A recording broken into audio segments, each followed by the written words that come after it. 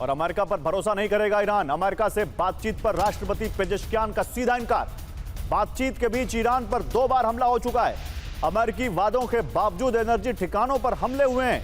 Top leaders की हत्या में लगे हैं अमेरिका और इजराइल। इन सब के बीच क्या बात की जाए, ये कहते हुए पेजेश्कियान। इसी बीच एक और बड़ी खबर, ईरान में ग्राउंड ऑपरेशन की बड़ी तैयारी में है अमेरिका। ईरान में कभी भी ग्राउंड ऑपरेशन शुरू हो सकता है। 2 महीने तक चल सकता है ग्राउंड ऑपरेशन, ये रिपोर्ट कह रही है। मिडिल ईस्ट पहुंचे हैं अमेरिका के हजारों मरीन सैनिक। द वॉशिंगटन पोस्ट का बड़ा दावा।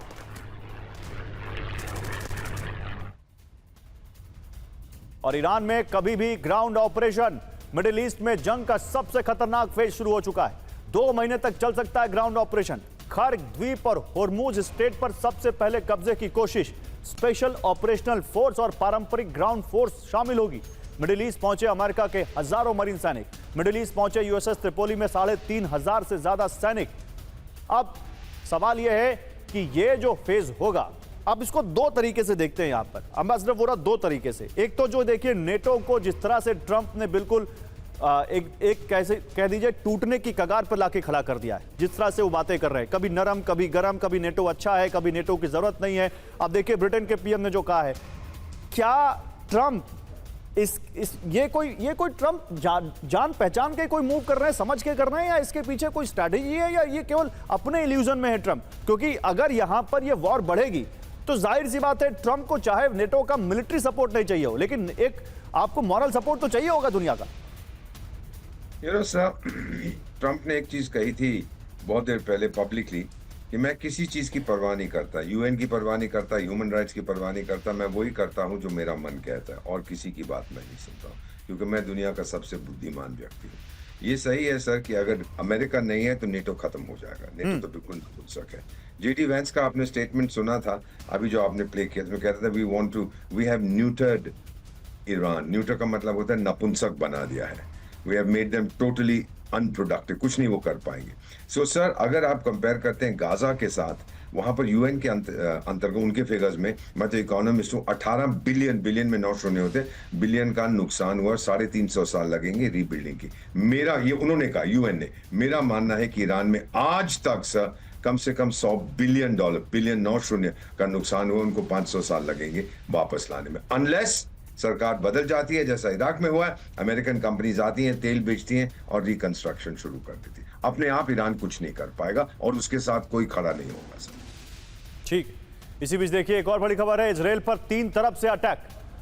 आइए जरा आपको दिखाते हैं अब हम आपके लिए कौन सी यहां पर अगली स्टोरी लेकर आ रहे हैं। मिडिल ईस्ट में भीषण हमला जो हम बात कर रहे थे, इसी पर अब बात आपको दिखाते हैं कि कैसे ईरान अब मिडिल ईस्ट पर हमला करके अपना बदला ले रहा है। और ये जो सारे देश हैं, जो इराक और इधर कुवैत, सऊदी अरबिया, इधर आप देखिए ओमान, ये कतर, इन सब पर किस तरह से वो लगातार अटैक कर रहा है और इनको दहला रहा है। इजराइल पर 3 तरफ से अटैक। देखिए बड़ी खबर, हूती हिजबुल्लाह के सबसे नए हमले। आइए जरा इस पर दिखाते हैं आपको बिग वॉल पर।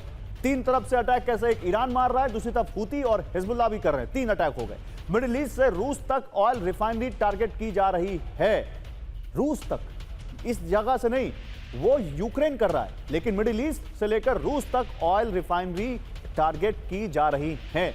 अब आइए इसको और डिटेलिंग करते हैं इसकी। ईरान ने लॉन्च की हमलों की 86वीं वेव। IRGC ने दागी है बैलिस्टिक मिसाइलें। अमेरिका और इजराइल को निशाना बनाकर हमले किए गए।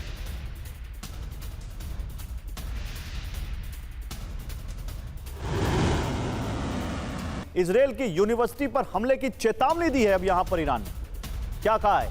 मिडिल ईस्ट में अमेरिकी स्कूलों पर हमले की वार्निंग दी गई। तेहरान यूनिवर्सिटी पर हमले का बदला लेगा ईरान। इजराइल और अमेरिका के स्कूल और यूनिवर्सिटीज को निशाना बनाकर IRGC ने इजराइल और अमेरिका के 2 यूनिवर्सिटी पर हमले की धमकी दी है।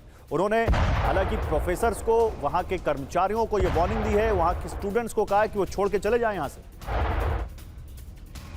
और जंग के बीच ईरान को रूस से सैन्य मदद मिल रही है। ईरान को एडवांस शाहिद ड्रोन दे रहा है रूस। ईरान को बड़े पैमाने पर ड्रोन सप्लाई का दावा है।